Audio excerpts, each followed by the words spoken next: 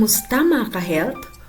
Welcome back sa ating channel kung saan pinag-uusapan natin ang mga everyday health problems na madalas nating palampasin pero importante pala. Today, iisa-isahin natin ang tanong na bakit nga ba lagi akong sinisipon tuwing umaga? Kung paggising mo ay may baradong ilong, runny nose, sneezing, o parang malamig na sipon, this video is for you. So let's begin. Ang tawag sa sipon tuwing umaga ay morning rhinitis. Ito yung kondisyon kung saan nagre-react ang ilong sa isang trigger. Pwedeng allergies, lamig, irritants, o inflammation. Kaya paggising mo, bigla kang sisipunin, babahing o baradong ilong. Ang rhinitis mismo ay hindi sakit. Isa itong reaksyon ng katawan para protektahan ka.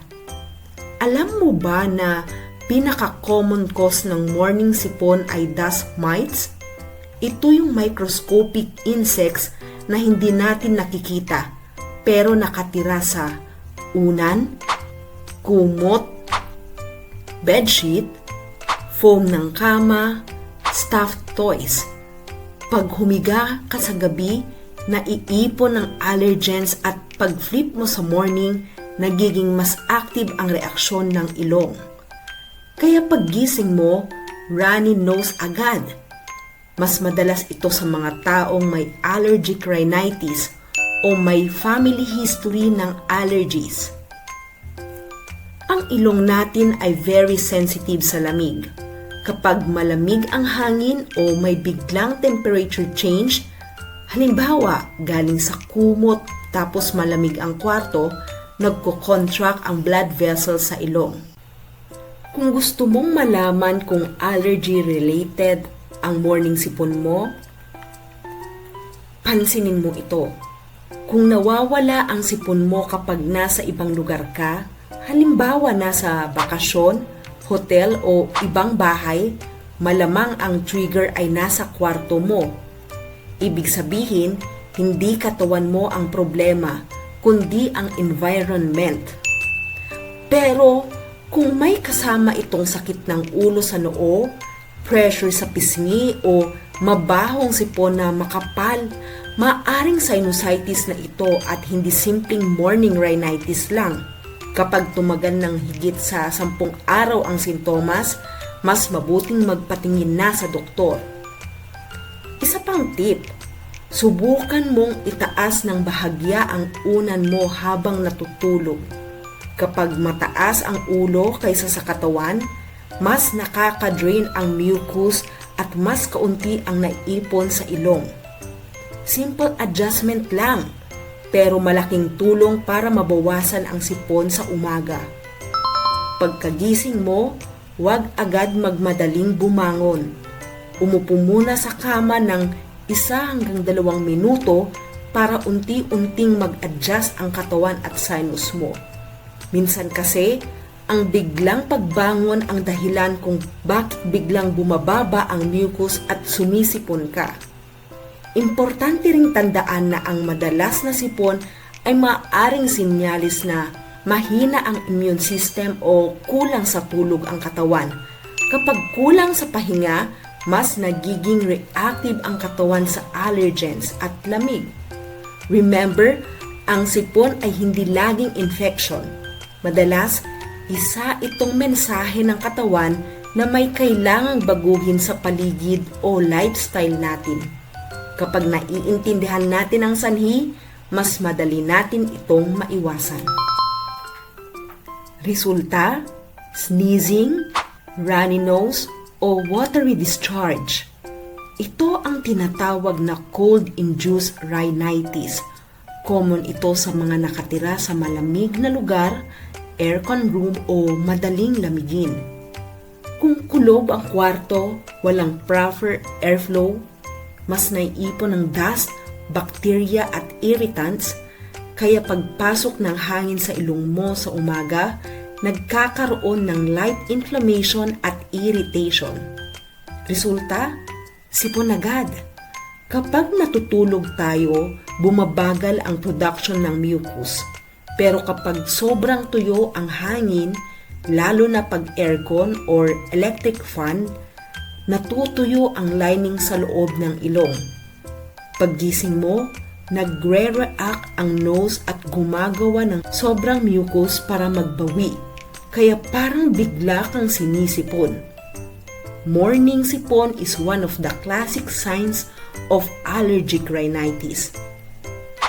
Kapag may allergy ka sa alikabok, mites, pollen, balahibo ng hayop, mold, pabango, chemical scents, kahit konting exposure lang, mabilis sisipunin ang ilong mo.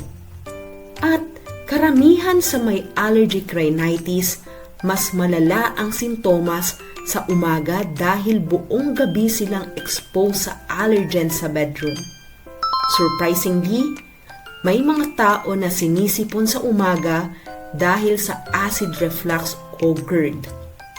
Kapag natutulog, umaakyat ang acid sa lalamunan at minsan umaabot sa likod ng ilong o nasopharynx. Ang ilong ay nagre-react sa irritation na ito at gumagawa ng mucus. Kapag gising mo, may sipon, barado o parang may uhog sa likod ng lalamunan, this is called post-nasal drip. Para sa mga babae, ang hormones ay may epekto rin sa sipon during pregnancy, menstruation o menopause. Nagbabago ang lining ng ilong at nagiging mas sensitive. Kaya tuwing umaga, mas mabilis sisipunin o mababara ang ilong. Habang natutulog ka ng nakahiga, hindi nakaka-drain properly ang mucus. Kaya naiipon ito sa sinus at ilong. Pagbangon mo, saka lang siya bumababa kaya biglang sipon agad. Ito ang rason bakit maraming tao ang barado ang ilong, mabigat ang mukha, at may sipon sa unang 30 minutes ng umaga. Kung gusto mong mabawasan ang morning sipon, ito ang helpful tips. Palitan ang bedsheet at pillowcase every week. Gumamit ng hypoallergenic pillow. Avoid stuffed toys kung allergy prone. Hang your blankets under the sun. Iwasan ang sobrang lamig ng aircon. Gumamit ng humidifier kung dry ang kwarto. Keep room windows open during the day. Iwasan ang pabango o strong scents bago matulog. Uminom ng tubig bago at paggising mo. If possible, check for allergies or rhinitis. Small changes can make a difference. So, ayan mga ka-health. Yan ang mga dahilan kung bakit lagi kang sinisipon tuwing umaga. Hindi ito simpleng sipon lang. May explanation pala based on allergens, airflow, temperature, at body reactions. Kung may natutunan ka, don't forget to like, share, and subscribe. Comment mo rin clear nose para alam kong nakarating ka dito hanggang dulo. See you again next week. Stay healthy and stay informed. Bye!